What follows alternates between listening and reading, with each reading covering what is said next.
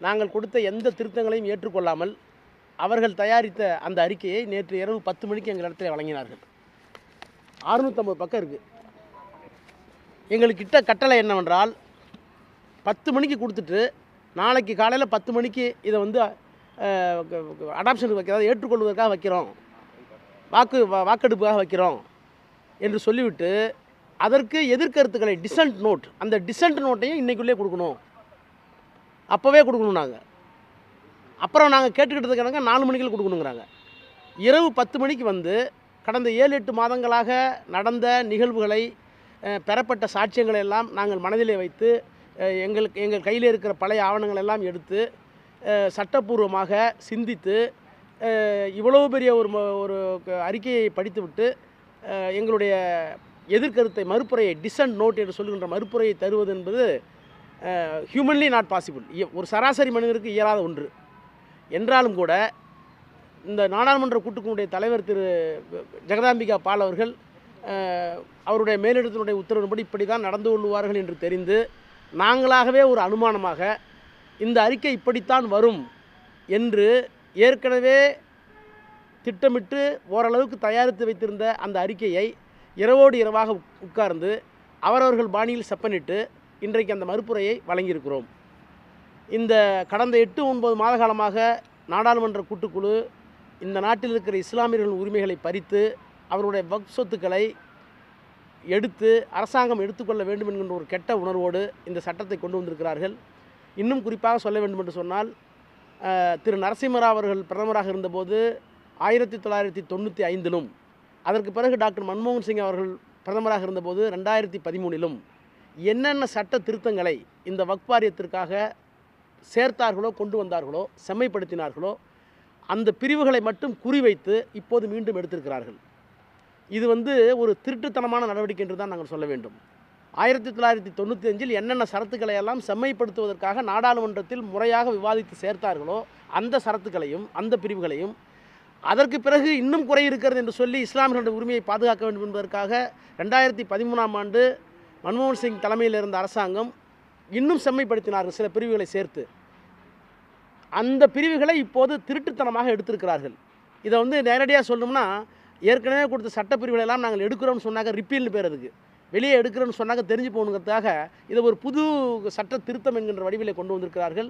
இது வேறு ஒன்றுமல்ல, 95இலே செம்மைப்படுத்தப்பட்ட 2013இலே செம்மைப்படுத்தப்பட்ட அனைத்து பிரிவுகளையும் தந்திரமாக திருட்டுத்தனமாக எடுத்துவிட்டு மீண்டும் இந்த சட்டத்தை 1954இல் என்ன சட்டம் இருந்ததோ அங்கே கொண்டு போகிறார்கள்.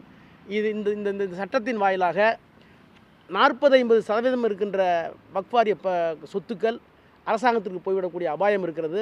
அதே போல் எந்தெந்த வழக்குகள், எந்தெந்த சொத்துக்கள் எல்லாம் கோர்ட்டினுடைய நீதிமன்ற நடவடிக்கைகள் இருக்கிறதோ அவைகளுக்கெல்லாம் புது சட்டம் பொருந்தும், இந்த சட்டம் பொருந்தும். அதையும் நீங்கள் பார்த்தால் இன்னொரு 10% சொத்துக்கள் வந்து வக்ஃப் வாரியத்தில் இருக்காது. எனவே பெரும்பான்மையான சொத்துக்கள் டெல்லியிலோ உத்தரப்பிரதேசிலோ பெரிய பெரிய நகரங்களில் இருக்கின்ற பல கோடி ரூபாய், பல லட்சம் கோடி ரூபாய் பெருமானம் உள்ள சொத்துக்களை அரசுடைமையாக்குவதற்கு ஒரு திருட்டுத்தனமான சட்டத்தை நாடாளுமன்றத்தை பயன்படுத்தி இங்கே கொண்டு வந்திருக்கிறார்கள் என்பதை இன்றைக்கி நாங்கள் மீண்டும் பதிவு வைத்திருக்கிறோம். எங்களுடைய மறுப்பு அறிக்கையிலும் அதை கொடுத்திருக்கிறோம். நாடாளுமன்றத்தில் இது வந்து தாக்கல் செய்யப்பட்டு நிறைவேற்ற போகிறாங்க, அப்போ என்ன செய்யப்படும்? அப்போவும் இங்கே என்ன பண்ண, இதே தான் எண்ணிக்கை கணக்கு தான். இன்றைக்கி வந்து 16-11, அவங்க 16, எதிர்கட்சிகள் 11 கை தூக்க சொன்னாங்க, பாஸ் பண்ணிட்டாங்க. இதே மாதிரி தான் அங்கேயும் நடக்கும்.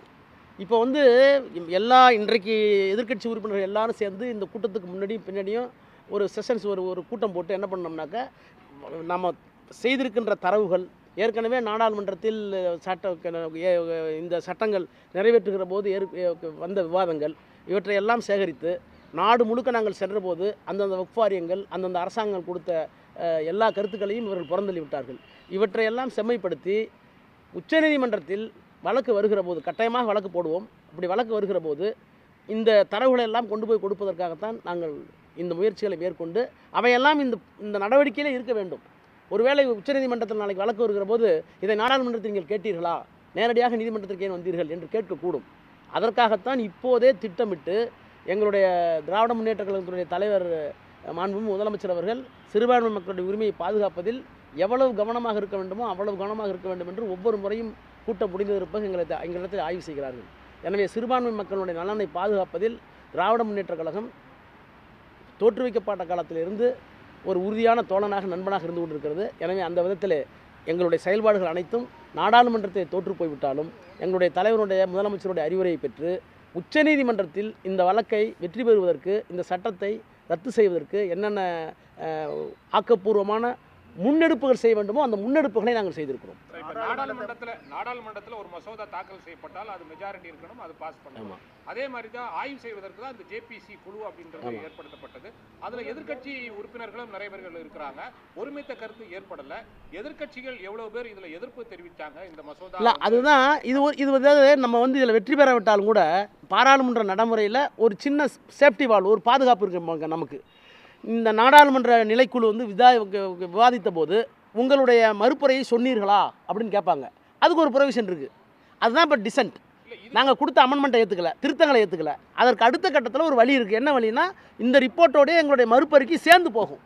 நாளைக்கு இந்த அறிக்கையையும் மறுப்பறிக்கையும் சேர்ந்து உச்சநீதிமன்றத்தில் கொண்டு வந்து கொடுக்கும்போது இவர்கள் கொடுத்த மறுப்புரையே நியாயமாக தானே இருக்குது, அதை ஏன் நீங்கள் ஏற்றுக்கல, இது அரசியல் சட்டத்துக்கு எதிரானது என்று சொல்லக்கூடிய நிலைமையை உருவாக்குவதற்கு தான் நாங்கள் இவ்வளோ வேலை பண்ணிட்டு இருக்கோம். வக்ஃப் வாரிய மசோதாவை வந்து நீங்கள் திருத்தம் செய்யப்பட்டதை நீங்கள் எதிர்க்கட்சிகள் ஏற்றுக்கல, அவங்க அதையும் ஆளுங்கட்சியினர் அவங்களும் ஏற்றுக்கல, தலைவரும் ஏற்றுக்கல.